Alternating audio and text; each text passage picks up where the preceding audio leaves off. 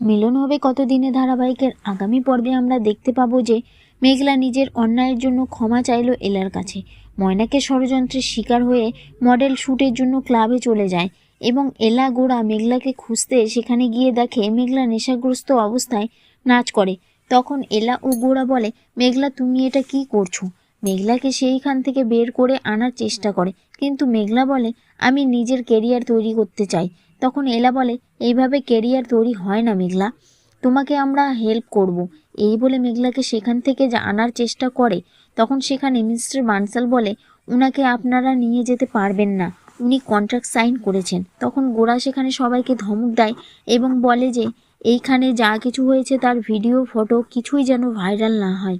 এই বলে মেঘলাকে বাড়ি নিয়ে চলে যায়। তারপর সেখানে ময়নাক আসে এবং সবাইকে ধমক দেয়। ও বলে গোরা ও এলা এখানে কি করে পৌঁছলো, এই প্ল্যানটাও কাজ করলো না। তাহলে বন্ধুরা, এলা ও গোরা কি পারবে মেঘলাকে ময়নাকে ষড়যন্ত্রের জাল থেকে বের করে আনতে? জানতে হলে অবশ্যই আমার চ্যানেলটিকে সাবস্ক্রাইব করুন।